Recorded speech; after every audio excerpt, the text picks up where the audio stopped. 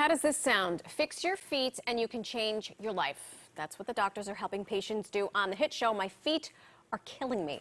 The new season just kicked off last night, and Dr. Brad got exposed to the worst bunions he's seen yet.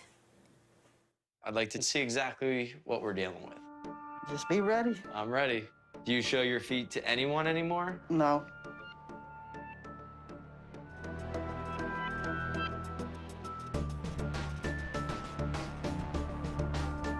Wow. Wow. As Mana says, Marty, I didn't know you were on the show. Joining us now is New York's very own Dr. Brad Schaefer from Soul Podiatry NYC. It's so good to see you again. Nice to see you. My favorite host and also patient now. I know. Can I say that? Is that okay? Yes, in full disclosure, I was telling everyone, all my teammates, that as a result of talking to you on the show, you are now my doctor. My bunions are not that bad. No, but they are bunions. They are bunions. Can you talk to us a little? It's a baby bunion. See, he likes my feet. But Dr. Brad, talk to us about the transformation and the impact you had on this woman's life, because those were serious bunions. Serious is an understatement. You know, there's a lot of things that we see on the show that are extremely shocking.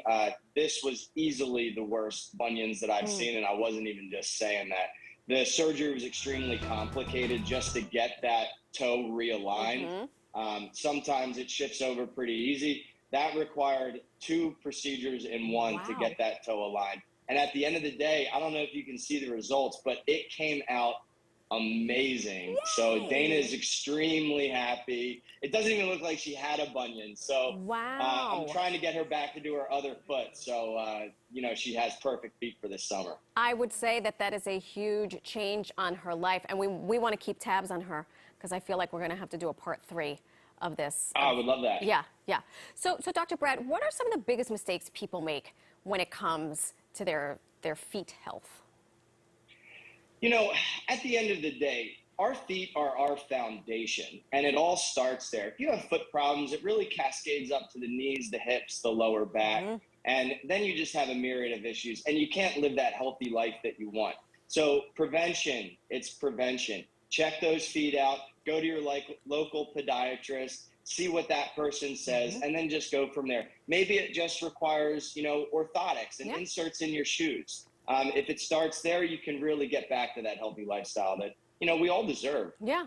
Orthotics, that's what I want to bring in Dan, because he has a question. But, you know, Dan, since you love my feet so much, I'll have you know that Dr. Brad said, we're going to fix this. Good. I have an orthotic, and I'm on the mend. As long as there's a solution for it, you know? There is a solution. This one has a question. Okay. Hey, by the way, hello. You make me very proud, New Jersey. Okay, Dr. Schaefer. Here's the thing. My heels of my feet are like, and the backs and everything. They're very. Is this too gross to talk about? They get very hard and dry, and no matter what, and crack, right? And it's called not lotion. Yeah. I was just about to say I use the feet lotion. I use everything. What is is it the shoes that I'm wearing? Is it that what am I doing wrong? So there's probably a few things. Marisol's right. You know, if you do just use exfoliating, you know, lotions, some stuff with urea in it, that can really exfoliate that bad skin out. But you might just need to file down the area so you just start fresh. So we started a nice base layer. Then some you know, sandpaper? some people use pet eggs. Some people use tools from their tool shed. I'm just kidding. Oh my gosh, yeah. I've heard of all kinds of stuff that people use on their feet, so I'm never going to be surprised. But yeah, like pet eggs, or you could just go to your local doctor and we can file it down for you. Okay. File it down and then. Or you could get a pedicure, or you could just get a pedicure, man. Well, that's what I was just going to ask. Is it okay for men to get pedicures? Yeah. This was a debate the other day. Huh?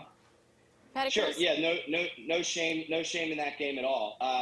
Pedicures are fantastic. You just have to really watch the places you go to. Make sure they change out, you know, the liners of their baths, and, you know, use clean instruments. Some people even bring in their own instruments, so it just stays with them. But yeah, if it's done safe and sterile, you're fine. I mean, hey, it's relaxing, right? It is relaxing. Temperatures are warming up. Thoughts on flip-flops in the city. Oh. Man, I can't stand it. You got to have nice feet.